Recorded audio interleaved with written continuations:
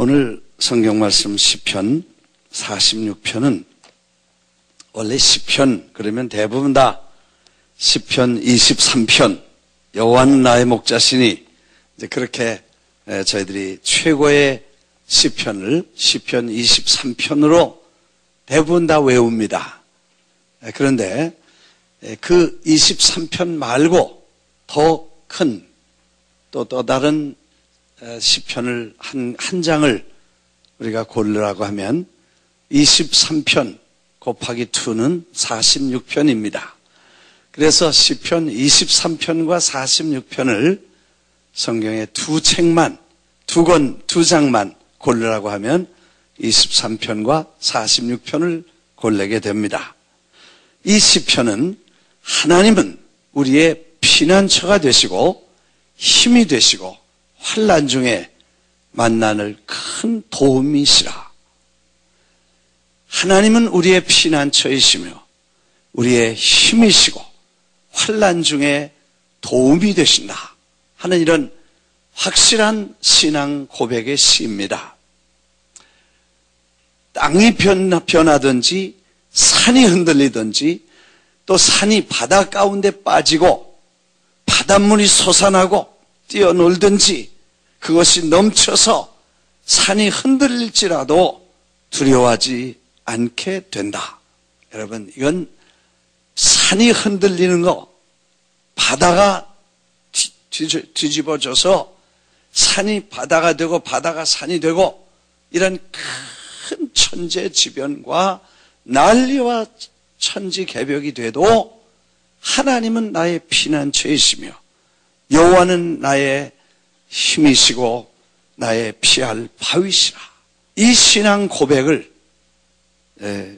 저자는 특별한 고백으로 기록했던 것입니다. 원래 이 시편 46편은 히스기야 왕 때 아수르 왕인 산헤립이 예루살렘을 쳐들어오게 됩니다. 성을 포위하고 완전히 나라가 위기에 처했을 때에 이때 이사야가 왕의 히스기야에게 조언을 합니다. 에집트의 도움을 구하기보다 하나님을 신뢰하는 것이 국가의 위기를 구할 수 있는 가장 좋은 정책이라고 충고를 합니다. 대부분 이스라엘에서 보면 어려울 때는 애굽이나 혹은 다른 힘 있는 나라를 의지하려고 합니다. 그러나 하나님을 의지하는 것이 그 어떠한 나라와 어떠한 세력을 의지하는 것보다 더 소중한 신앙의 자세라는 것을 잘 알려줍니다. 하나님의 도우심으로 열왕기하 19장 36절에 보면 이 밤에 여호와의 사자가 나와서 아수르 진에서 군사 18만 5천을 친지라. 아침에 일찍 일어나 보니 다 송장이 되었더라. 도대체 어떤 일이 일어났는지 어떻게 해서 그렇게 되었는지 하나님이 하심에 18만 5천 명의 군사가 다 죽어 시체가 되었더라는 말이었습니다. 이 신앙 고백은 수많은 사람들에게 감동을 주었으며 특히 마틴 루터, 내 주는 강한 성이요 방패와 병기 되시니, 우리가 늘 힘차게 부르며 종교개혁가 마틴 루터는 그 어려운 시련과 역경 속에서 내 주는 강한 성이요 방패와 병기 되시니, 이 말씀, 이 시편 46편에 감동을 받고 찬송시를 지으신 오늘 우리에게까지 전달이 된 위대한 하나님의 영감 있는 말씀인 것입니다. 이 시편에 보면 하나님은 우리를 도우시되, 하나님이 우리를 도우시되, 새벽에 우리를 도우시리라. 하나님이 그 성중에 거하시니 성이 흔들리지 아니할 것이라. 세상은 나 흔들려도 하나님의 나라는 흔들리지 아니하고, 세상은 다 망해도 하나님의 영광스러운 나라는 망하지 아니하실 것이라. 그래서 새벽에 우리를 도우시리라. 한번 따라하겠습니다. 새벽에 하나님이 도우시리로다. 하나님은 우리의 피난처이시고 우리의 힘이시고 우리의 능력이시고 환난 중에 만날 큰 도움이시라고 고백합니다. 우리는 이런저런 수많은 어려움이 우리 안에 다가오고 우리를 어렵게 만들 때가 있지만 하나님을 신뢰하는 것이, 하나님을 의지하는 것이, 사람을 의지하는 것보다, 그리고 힘있는 어떤 권세와 능력을 의지하는 것보다 소중하다는 것을 우리에게 교훈해 주시고 계십니다. 하나님이 너희는 가만히 있어 내가 하나님 됨을 알지어다. 하나님이 스스로 영광을 받으시기 위해서 우리를 사용하시고 우리와 함께 일하시며 우리를 통해서 영광을 받으실 줄 믿습니다. 이번 축구 선교의 대장정을 보면서 하나님은 영광을 받으실, 오직 영광을 받으실 오직 한 분이심을 믿습니다. 대회를 진행하면서 많은 것을 경험하고 순간순간 하나님의 역사하심과 기적을 체험하면서 하나님은 이렇게 일하시는 것이구나. 하나님은 이렇게 일하시는 것을 기뻐하시구나. 하나님은 이런 것을 통해서 영광을 받으시는구나 하는 몇 가지를 깨닫고 우리가 가만히 있으며 하나님의 하시는 일을 보라 하신 그 말씀의 의미를 다시 한번 생각해 봅니다. 첫째는 하나님은 당신이 일하실 때 우리가 우리의 할 일을 작은 것은 우리가 하고 큰 일은 하나님이 하시며 할 수 있는 것은 우리가 하고 할 수 없는 일은 당신이 하신다는 확실한 원칙을 정하시고 할 수 없는 것을 우리에게 말씀하지 않고 할 수 있는 것을 부탁하시고 할 수 없는 것을 우리에게 맡기지 아니하시고 그것은 당신이 직접 하시고 또 우리가 할 수 있는 일은 당신이 하시고 우리가 할 수 있는 일은 우리에게 맡기시는 아주 선명한 원칙을 우리가 경험하고 배우게 됩니다. 내가 할 일은 무엇인가를 보니 네 가지. 첫째는 하나님을 신뢰하는 것입니다. 하나님을 신뢰한다는 것은 환경과 상관없이 하나님을 바라보는 것입니다. 환경이 어둡고 논리적으로나 이론적으로나 인간의 생각으로 불가능할지라도 하나님은 하나님이 하시는 일은 하실 수 있다는 것을 믿어 드리는 것이 하나님을 신뢰하는 것인 줄 믿습니다. 불가능한 생각을 클로즈하고 가능한 최소한의 가능성을 늘 하나님께 두는 것이 하나님을 신뢰하는 것이라는 의미인 것입니다. 환경을 보면 99.99 불가능합니다. 그러나 하나님은 그 불가능 속에서 100%가 불가능해도 하나님은 죽은 자를 살리시고 아무것도 없는 곳에서 말씀을 통해 천지를 만드신 그 전능하신 하나님이 무엇이든 할 수 있다고 한 가능성을 열어두는 것이 신앙이요 신뢰인 줄 믿습니다. 늘 집사람이 간증을 합니다. 이스라엘을 오랜만에 한번 처음 가봤습니다. 가서 성경을 보다가 거기 현장에 가보니 신구약 성경 위로 걸어다니는 것 같이 감동과 큰 감격이 있습니다. 예수님이 걸어다니셨던데 예수님이 말씀하던 산상수훈하시던 저 갈릴리 호숫가 그리고 고기잡이 배를 버리고 제자들을 부르시며 저들을 불러내시던 장소, 풍랑치던 파도 위에 바다를 잔잔케 하시던 그 자리, 어디 하나 감동이 없는 것이 없고 신구약 성경 위로 걸어다니는 것 같아요. 너무 감동을 받으니까 여행을 마치고 저에게 뭐 소원이 하나 있다 그래요. 그게 무슨 소원이냐 그랬더니 이스라엘을 이렇게 한 번 와서 좋은데 어렵지만 5번만 오게 해달라고. 그래서 내가 화를 뽀록 냈어요. 왜 5번이라고 말을 하냐? 살 날이 많은데 하나님이 허락하시면 뭐 2번 와도 좋고 100번 와도 좋고 그런 인간적 생각으로 하나님이 하시는 일을 막거나 제한하지 말라. 그랬더니 안심을 하고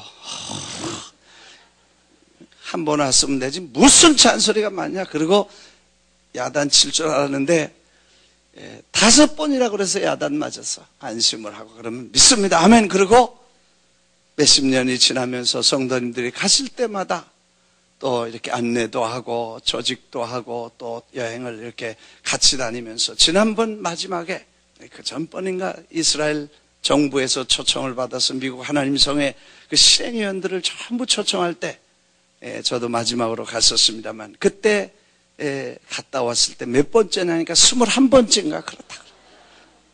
5번의 한계를 넘어선 것은 하나님이 원하시고 필요하시면 더 쓰실 수도 있고 그래서 2번 갈 수도 있지 꼭 사람이 제한하고 우리 집에는 늘 야당이 집사람이야. 뭐든지 안 된다고 생각해. 내가 너무 된다고 생각하니까 그래 둘이 쿵짝쿵짝 해가지고 적당히 맞추지만 하여튼 안 된다는 생각을 해.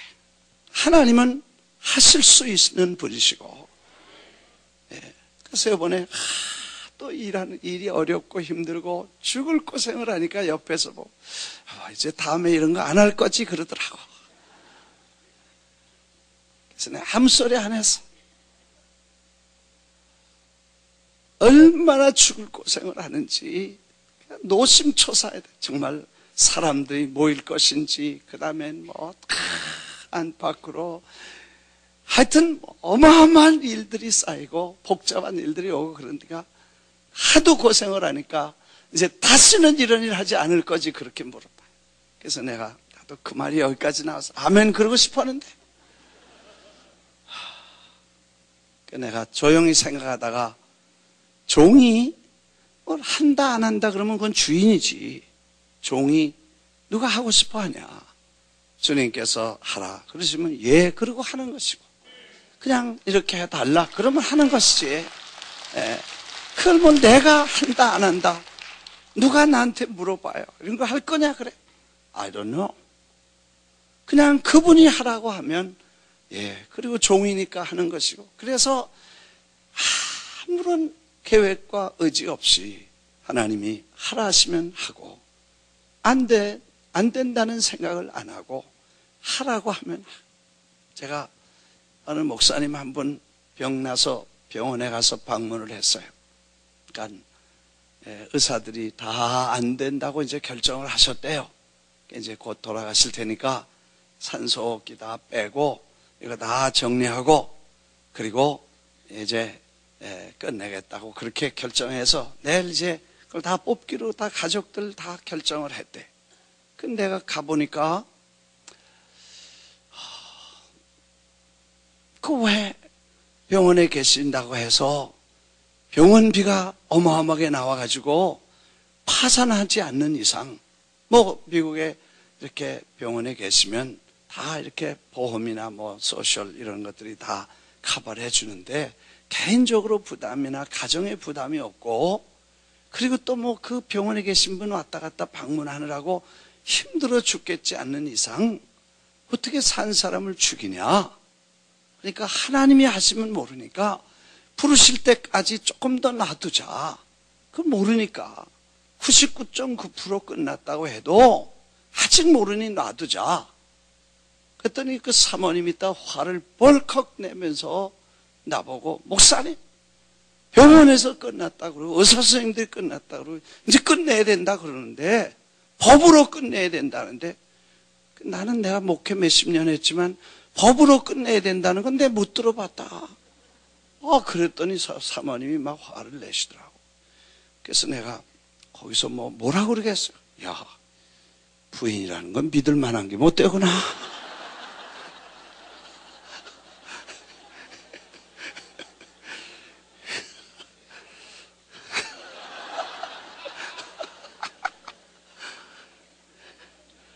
그래서 아들한테 전화를 했어. 아들이 뛰어와가지고 얘기를 다 들어보더니 안 된다. 그러니까 엄마도 아들이 안 된다니까 안 되기로 결정을 했나 봐요. 그래서 포기하고 2년 반을 더 사셨어. 그리고 그 2년 반 동안에 가족들에게 다 사랑을 서로 교제하고 사모님하고도 좋은 시간 보내고 또 병원 안에서 많은 사람에게 전도를 했대. 감동을 줬다 그래. 장례식에 오라고 그래서 내가 가서 이거 칭찬을 들을 것인지 욕을 먹을 것인지 몰랐지만 가서 장례식 잘 마치고 천국 보내드리면서 다시 생각해 봤어. 우리가 다 죽었다고 생각하고 안 된다고 생각하지만 하나님이 하시면 하실 수 있는 가능성을 언제든지 열어놓고 그분이 하시면 능히 하실 수 있습니다. 이걸 열어놓는 것이 신앙이고 신뢰인 줄 믿습니다.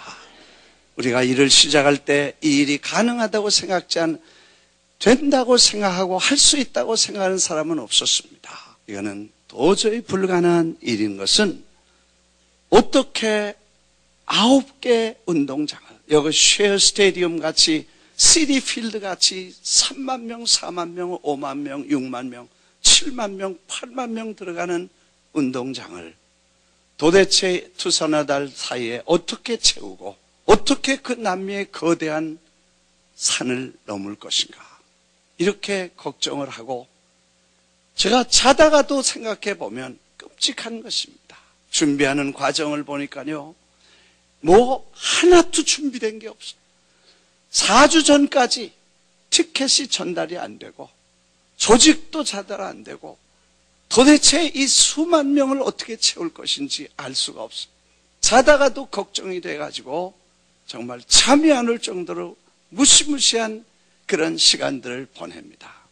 네, 하나님이 하시면 하실 수 있다는 것 하나가 유일하게 저를 안심시켜 주시고 주님이 내가 할 테니까 너는 그냥 믿고 따라오기만 하라.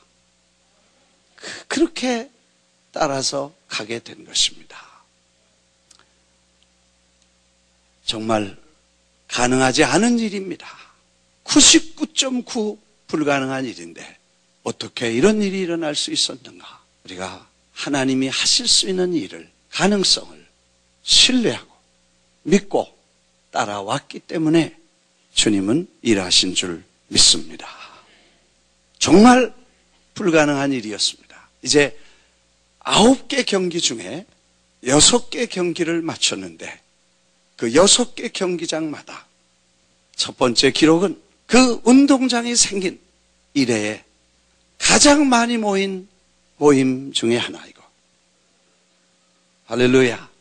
그 운동장이 생긴 이후에 아이들로 가득 찬 것이 처음이고 그리고 그 6개 경기장에 대부분은 한국 사람, 동양 사람이 와서 축구한 건 처음이고 예수 믿는 사람이 와서 축구한 건 처음이고 기록을 계속해서 만들어가면서 그 대행진을 이루어갔습니다. 생각해보면요 6만 명이 마지막 그 경기는 6만 명이 모인 것 같아요. 거의 자리가 없었으니까요. 그리고 밖에 수천 명이 기다리고 있었어요. 6만 명을 모으려면요 버스를 스쿨버스에 꽉 채우면 70명 정도 채울 수 있습니다.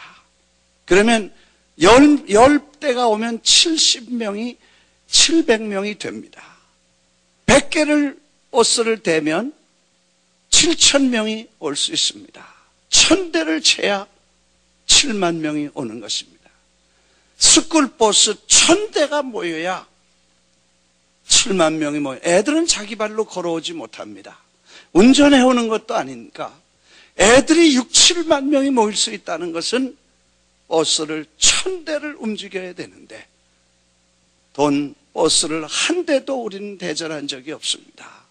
그 수많은 사람들이 자발적으로 일어나서 교회 아이들과 믿지 않는 아이들을 초청해서 버스에 태워가지고 버스가 수백 대가 몰려오는 이런 엄청난 기적과 역사가 일어난, 하나님이 사람들의 마음을 움직이시고 감동하시고 역사하신 줄 믿습니다. 우리는 보고 그냥 놀라울 수밖에 없었습니다. 네. 놀라울 수밖에 없습니다. 경찰만 800명이 동원돼서 안팎에서 질서를 잘 지키게 해주고, 원래 축구하면 매일 싸우고 총질하고 그러니까 경찰이 그렇게 많이 동원됐는데 와서 아무 일도 없으니까 구경만 잘하고. 여러분, 하나님이 하시는 일은 놀라운 일인 것입니다. 그분이 하시면 하실 줄 믿습니다. 안 된다고 한 사람은 안 됩니다. 그러나 우리는 못하고, 우리의 한계를 인정하고, 우리의 무능함을 고백하고, 우리가 할 수 없는 일은 인정하고, 이건 전적으로 하나님만 하실 수 있는, 하나님 손에 맡길 때 그분은 일하실 줄 믿습니다. 두 번째, 첫 번째는 신뢰입니다. 두 번째는 우리가 배운 것은 순종입니다. 하나님께서 하라고 하시면 그게 논리적으로나 이성적으로나 무슨 내 능력으로나 실력으로 가능하고 안 하는 것 떠나서 주님이 하라고 하시면 할 수 있는 순종이 우리에게 필요하다는 것입니다. 돌을 옮기라고 하셨을 때 밀리언 엑스큐스가 있을 수 있습니다. 죽었습니다. 끝났습니다. 틀렸습니다. 냄새납니다.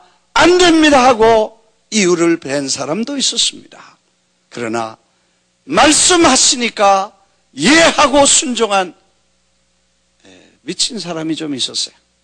좀 돈 사람이 있었어요. 그걸 어쩌자고 문을 열겠습니까? 어쩌자고 돌을 옮기겠습니까? 돌 옮겨놓으면 예수님께서 나와라 그랬는데 안 나오면 어떻게 되겠어요? 그런데 그냥 단순하게 말씀하시면 순종하는 위대한 신앙의 사람들이 있었다는 것이 성경에 우리에게 교훈을 줍니다. 물을 떠다 항아리를 채우라. 채웠습니다. 물을 떠다 잔에다 부어라. 포도주가 될 것이다. 미친 사람들의 행동입니다. 그런데 주님의 말씀, 무슨 말씀을 하신 그대로 하라고, 무슨 말씀을 하신 그대로 순종하라고 충고해 주신 말씀을 듣고 제자들은 그대로 했습니다. 거기에 위대한 역사가 일어난 줄 믿습니다. 오늘 우리는 순종이 얼마나 중요한가를 이번 이 행사들을 통해서 다시 한번 깨닫게 됩니다. 정말 생각해보면 끔찍한 일입니다. 35만 6만 명을 초청하고, 생각해 보십시오. 5만 명 6만 명 들어가는 축구장에 5천 명 왔다. 이거는 사람이 얼마나 큰일입니까? 미친 사람 되는 것입니다. 그런데 미치기로 결정하고 말씀하시면 순종할 때 주님은 그 위대한 역사를 지금도 이루어 주실 줄 믿습니다. 홍해를 향해서 지팡이를 치라.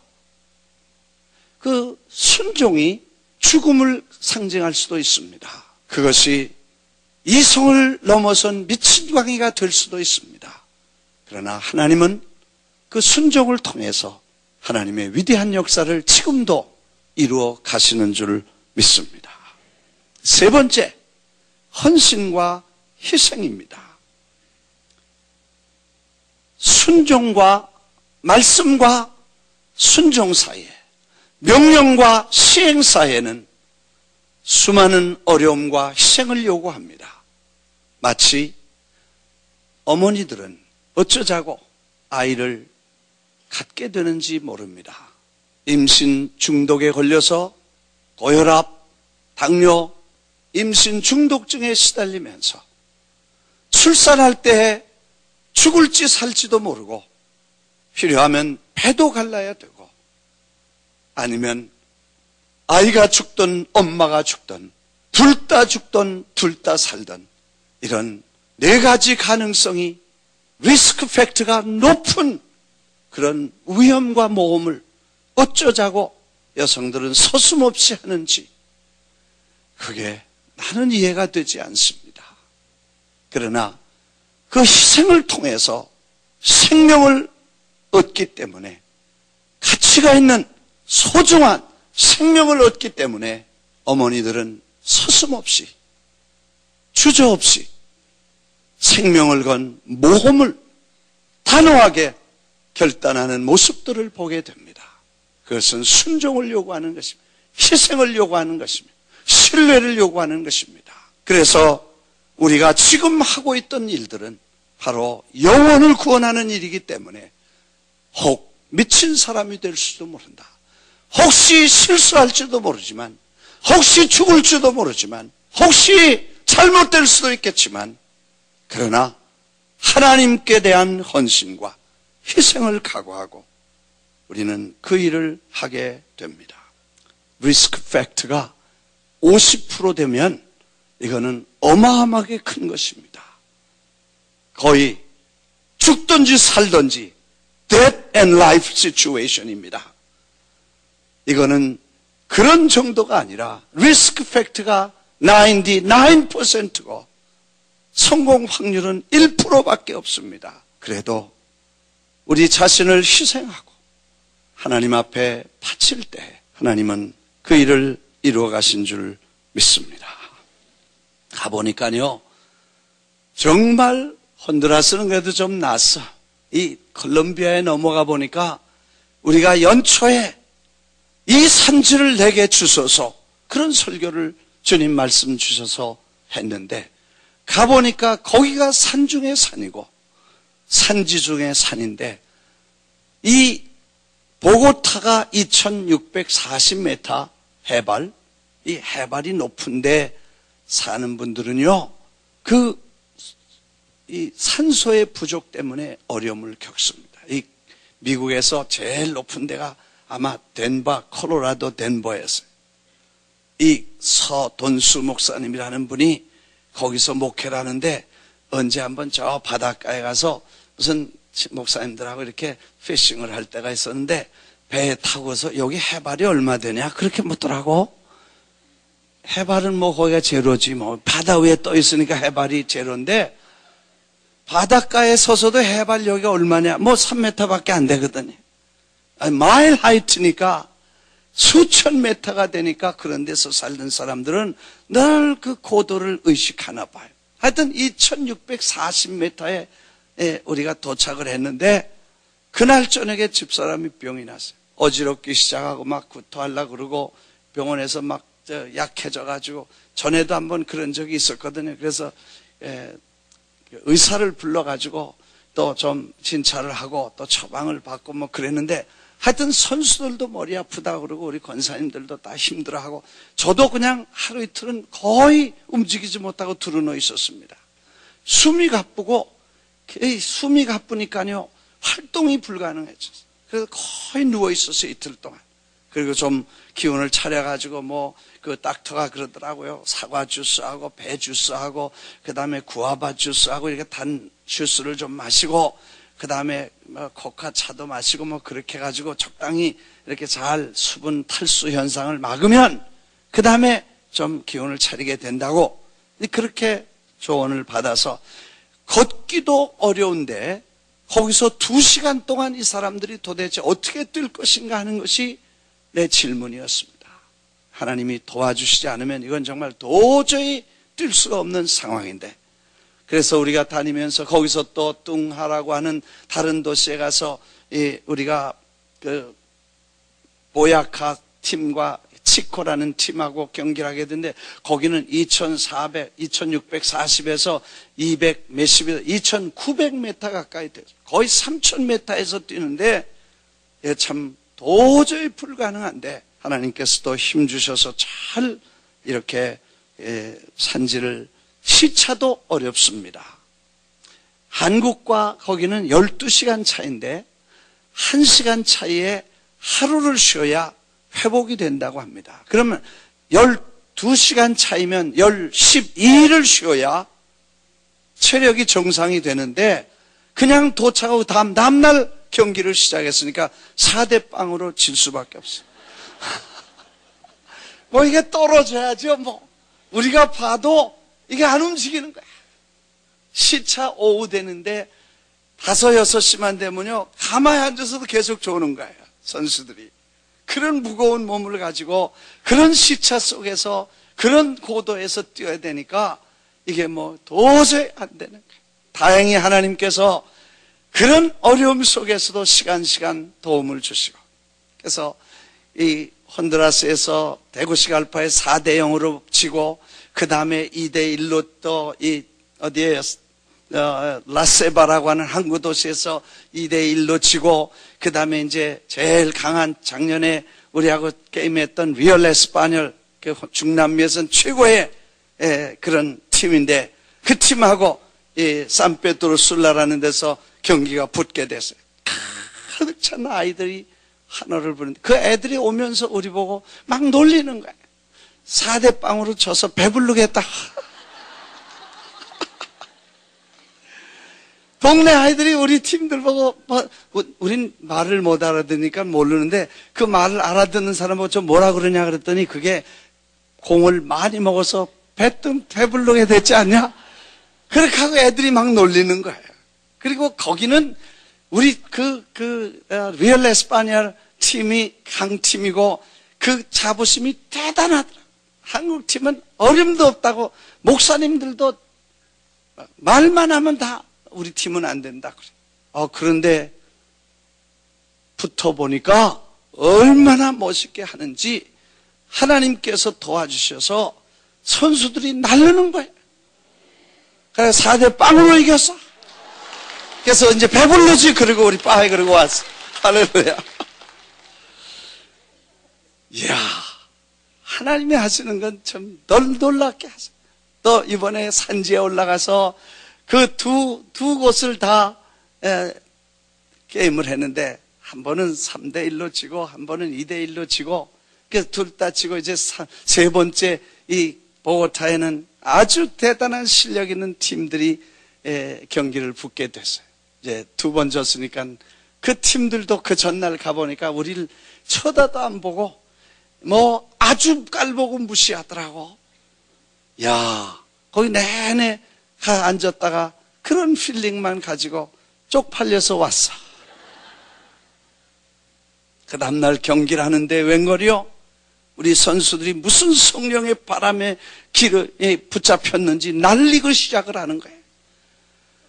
6만 명 이상의 아이들이 모였는데 그 아이들이 그냥 계속 함성을 치면서 놀라운 일은 코리아를 외치는 거예요. 우리를 응원하는 거야?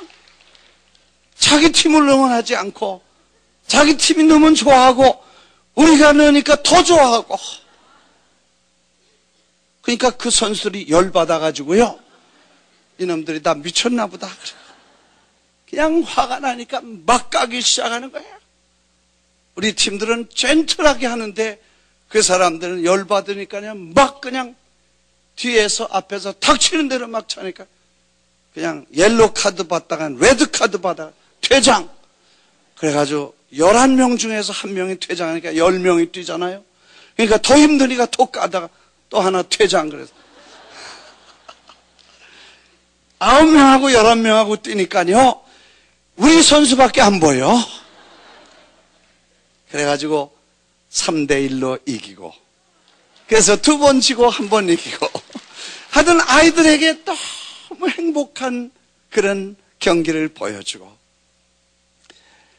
세상에 이렇게 많은 아이들이 어디서 몰려왔는지 그것도 궁금하고 도대체 이 아이들이 왜 한국 코리아를 그렇게 외치는가? 내가 생각해 보니까, 그리고 좀 조용히 앉아 분석을 해봤어요. 이건 있을 수 없는 일입니다. 왜냐하면 다른 도시에 가면요, 다른 나라에 가면 자기들만 응원하고 그런데 이번에 보니까 콜롬비아에서는 우리 팀들을 응원하는 그렇게 많은 어린아이들이 대한민국 코리아라고 외치고, 가만히 생각해 보니까 이게 하나님께서 역사하시고 우리 프라미스 교회가 섬긴 그 아름다운 섬김과 희생을 통해서 그 일을 이루어 가신 것 같은 느낌을 느낄 수가 있었습니다. 왜냐하면 2번 우리가 글로벌 서밋, 세계 대회를 했습니다. 그때 오셨었던 분들이 감동을 받고 우리 팀들을 초청해서 저와 선교팀들이 콜롬비아를 2-3번 갔었습니다. 수천 명 목사님들이 모이셨을 때 저희들이 겸손한 마음으로 섬겨드렸고 414의 사역을 설명할 뿐만 아니라 콜롬비아가 1950년에 남미에서는 유일한 한 국가로 한국전에 참선했는데 거기 큰 군함을 5,000명의 군사들을 싣고 한국 부산만 남았을 때 부산에 도착해서 163명이 전사를 하고 448명이 부상을 당하고 28명이 북한의 포로로 잡혀가서 639명이 희생되고 5,000명이 파송되어서 639명이 한국전에 희생된, 부상당하거나 전사한, 포로된 사람들을 인해 고맙다고 인사를 드렸고 너무 감사해서 제가 엎드려서 절을 하니까 눈물겹게 절을 하고 고맙다고 하니까 같이 갔던 우리 선교팀들도 또 짜고 한 것도 아닌데 목사가 절하는데 자기들은 어떻게 앉아있겠어요?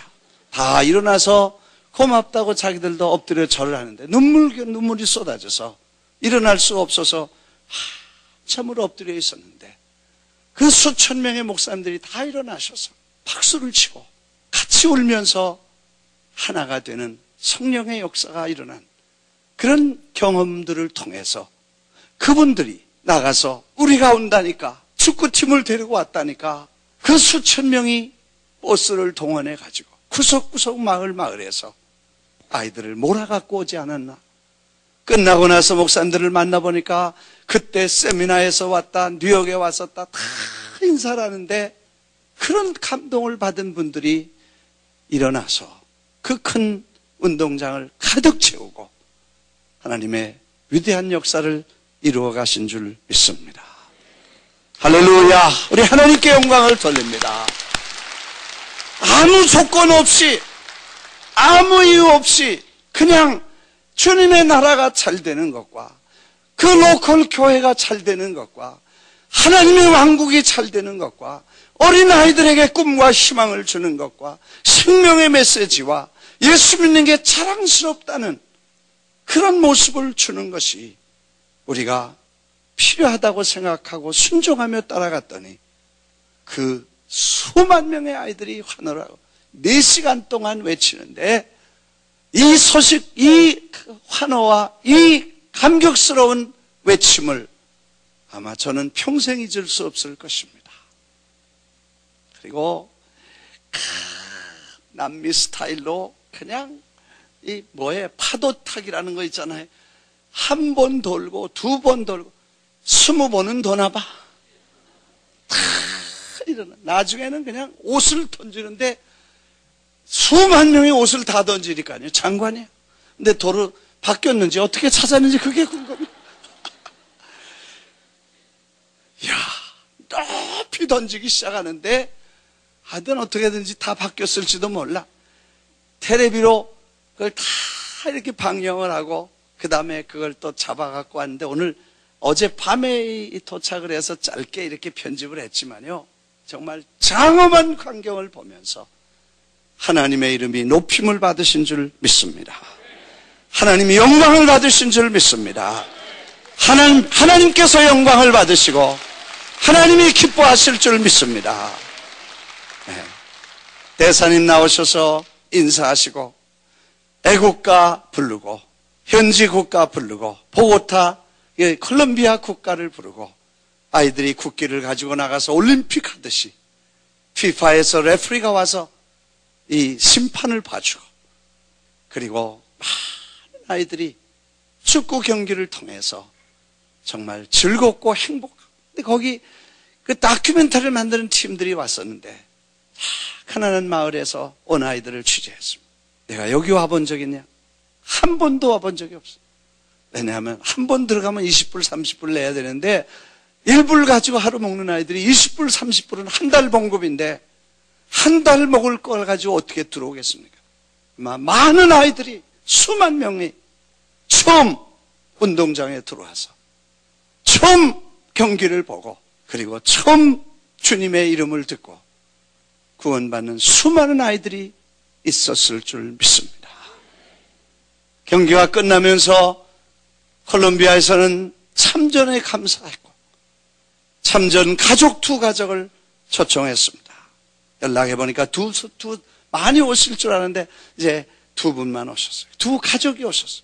그 중에 한 분은 한국전쟁에 아버지가 가셨다가 돌아오셔서 지금 91세인데 살아계시고 건강하다는 거예요. 그래서 그 손주들을 위해서 장학금을 주고 또 한 가정은 자기 남편의 아버지가 한국전쟁에 참석하시다가 전사하셨다는 거예요. 자기 그 아드님은 다른 일 때문에 오시지 못하고 멀리 사는데 연락을 받고 그 아드님의 와이프 되는 며느리가 오셨습니다. 제가 그분에게 남편이 못 오셨다고 그러길래 가서 꼭 전해달라고. 일찍이 어린 나이에 아버지 없이 아버지를 잃고 평생을 살아갈 그 고난과 슬픔과 그 외로움을 미안하게 생각하고 고맙게 생각한다. 우리를 위해서 당신의 아버지가 희생해 주어 자유, 민주주의와 이 신앙을 지킬 수 있는 조국을 건져주었기 때문에 얼마나 그 아픔이 컸으며 아버지 없이 평생을 지내야 될 외로움 때문에 미안하게 생각하고 고맙게 전해달라고 부탁을 했습니다. 제가 정말 감동이 돼서 눈물이 나다. 생각해 보십시오. 자기 나라도 아닌 저 먼 한국 가서 우리 아버지가 아주 어렸을 때 아버지가 가서 다시는 돌아오지 못한 그 슬픔과 그 외로움과 일생 동안 그 고통은 우리가 무슨 말로 위로할 수 있겠습니까?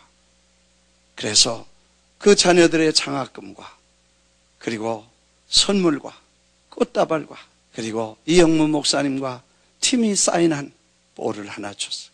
그리고 기도해드리고 감사하고 그리고 많은 분들이 보는 앞에서 고맙다는 표시를 같이 했었습니다. 아마 이분들은 우리와 우정을 나눈 한 형제라고 그렇게 생각해서 우리를 대환영해 주신 것 같습니다. 더 놀라운 것은 하나님께서 6경기를 보면서 6경기 전체가 다 하나님이 특별한 역사가 일어나서 운동장마다 가득 차고 그 열기와 함성은 이건 마치 무슨 물결이 쳐가는 것 같고 혁명이 일어나는 것 같고 제3의 혁명, 제3의 물결이 일어나는 거대한 하나님의 손길이 움직여 가시는 모습을 보게 됩니다. 마태복음 26장에 보니까 한 여인이 베다니 26장 6절에 보니까 베다니 나병 환자 시몬의 집에 주님이 들어가셨습니다. 그때 한 여자가 매우 귀한 향유 한 옥합을 가지고 식사하시는 예수님의 머리에 기름을 붓습니다. 제자들은 분개했습니다. 무슨 의도로 이것을 허비하냐고 물었습니다. 분했습니다. Why this waste? 왜 이것을 낭비하느냐? 물었습니다. 이 향유는 만일 판다면 아주 하이 프라이스, 값비싼, 그리고 많은 돈을 받아서 가난한 사람을 줄 수 있었을 텐데 왜 낭비했냐고 외치니까 예수님께서 그 여인을 bothering 하지 말라고 그랬습니다. Why are you bothering this woman? She has done a beautiful things to me. 나에게 아름다운 일을 했다. 왜 낭비하느냐고 묻는 사람이 있었으며 주님은 괴롭히지 말라. 왜 이 여인을 바드링하냐 하고 물었습니다. 지금도 바드링하는 사람이 있으면 무엇 때문에 그런 짓 하냐? 왜 그런 일을 하냐? 왜 낭비하느냐고 묻는 이가 있을 것입니다. 주님은 beautiful things to me. 나에게 아름다운 일을 해주는 것이다. 이 주님이 그렇게 말씀을 하십니다. 나는 오늘 여러분과 제가 둘 중에 한 태도를 취해야 될 것입니다. 웨이스팅을 분해하든지 아니면 웨이스팅을 sacrifice 하든 희생을 주님의 발 앞에 붙든지 아니면 낭비했다고 분노하든지 둘 중에 하나 결정할 것입니다. 하나님의 일은 희생입니다. 자녀는 사랑이기 때문에 희생입니다. 사랑하는 이들을 위해 희생하는 것은 즐거움입니다. 그것이 사랑입니다. 주님을 사랑한다고 하면 우리가 작은 희생이라도 요청할 때 선뜻 나설 수 있도록 주님은 요구하실 것입니다. 우리가 지금도 우리는 그 희생을 주님 앞에 드렸으며 그 희생을 통해서 하나님의 영광은 높이 드러나게 될 줄 믿습니다. 사랑하는 여러분, 우리가 지금 낭비하고 있습니다. 우리는 지금 웨이스팅하고 있습니다. 퍼주고 갖다 줘야 되니까. 그러나 주님이 보시기에 beautiful things to me, 나에게 아름다운 일을 해 주었다고 주님의 칭찬을 듣게 되시기를 주의 이름으로 축원합니다.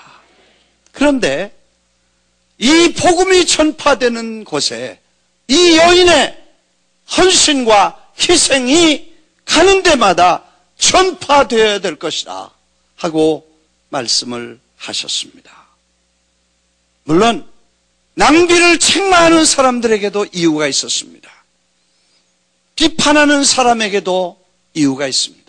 그러나 그 비판을 위한 비판이라는 것이 주님도 그렇게 말씀하셨습니다.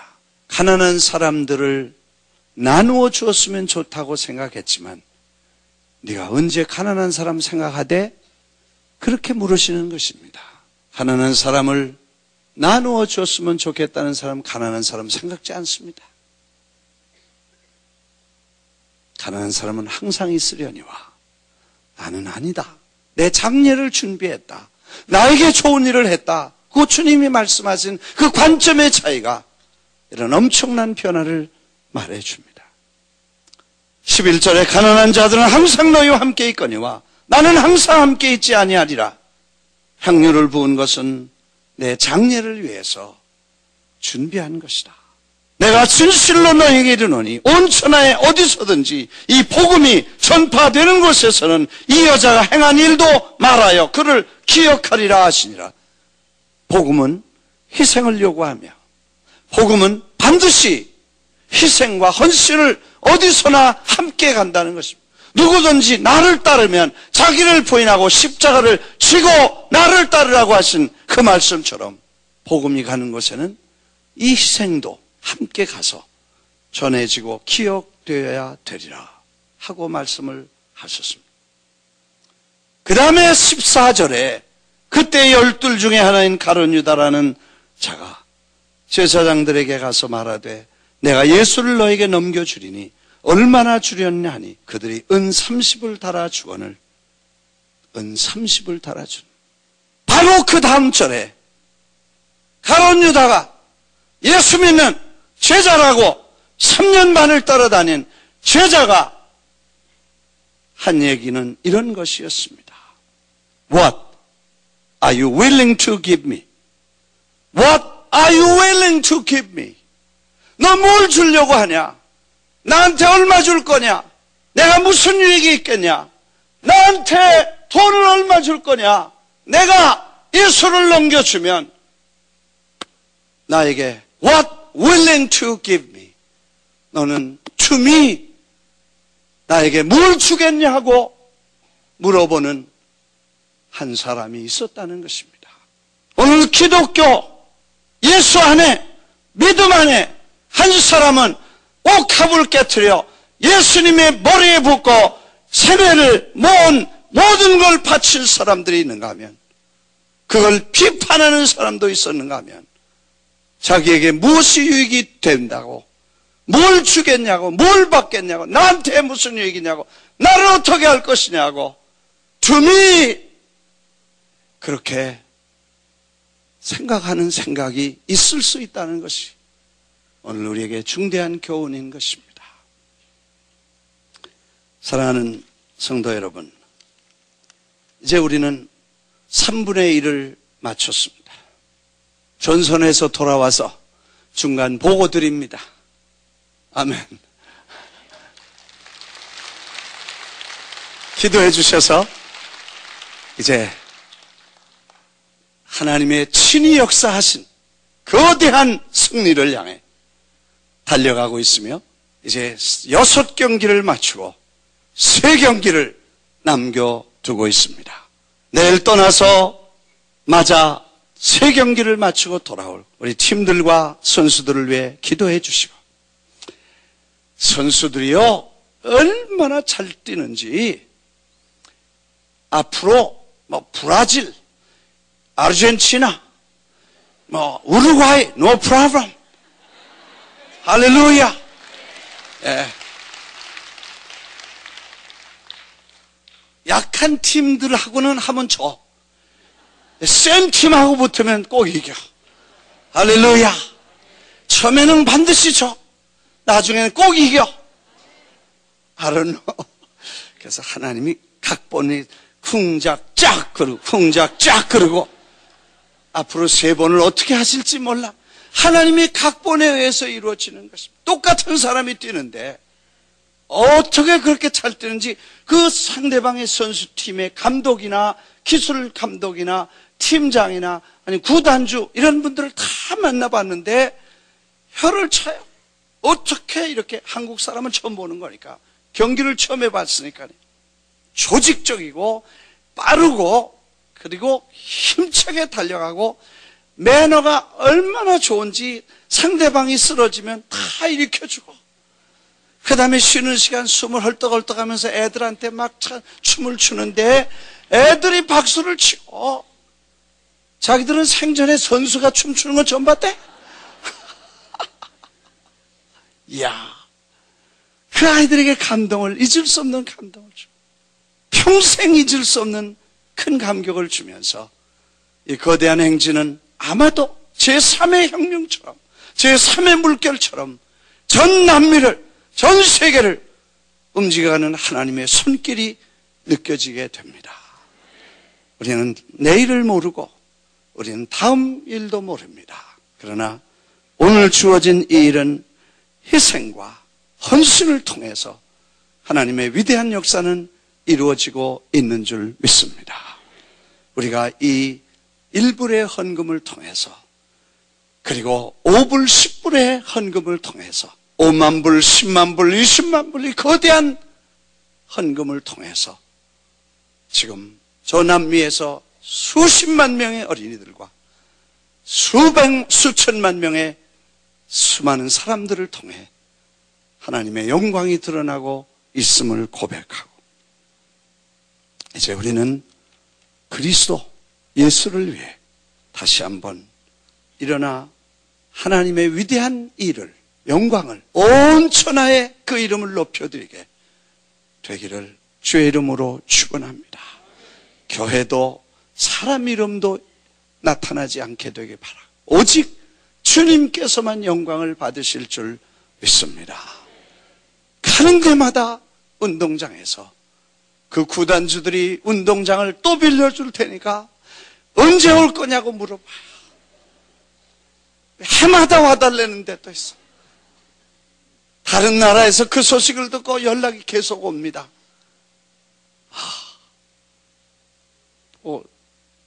콜롬비아에서는 끝나고 나니까 바로 붙잡고 이제 언제 올 거냐고 또 물어봐. 그러면서 다음에는 축구만 올 게 아니라 힐스 라이프도 와야 된다 그랬어. 할렐루야. 생각해 보니까 수많은 아이들을, 그 12만 명이 넘는 아이들을 이제 축구만 해서 좋게 했지만 예수님의 생애를 쫙 보여주고 아주 그 주님의 말씀과 예수님의 생애 앞에 놓고 그들을 신앙의 확신을 시켜주는 아마 이런 일들이 연속되어서 계속 후속 조치로 들어가면 한 나라의 운명을 바뀌어주고 한 나라의 큰 임팩트를 이루어갈 줄 믿습니다.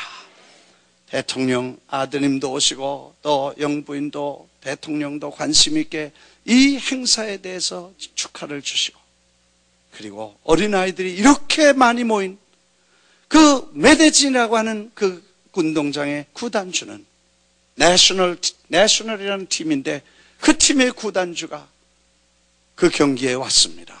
선뜻 자기가 허가를 했는데 잘했는지 못했는지 와서 구경하는데 자기는 일생 동안 이 어린아이들이 자기 축구장에서 이렇게 많이 모여서 함성을 지르는 그 순수하고 맑은 소리를 영원히 잊을 수 없겠다고 저에게 고백했습니다.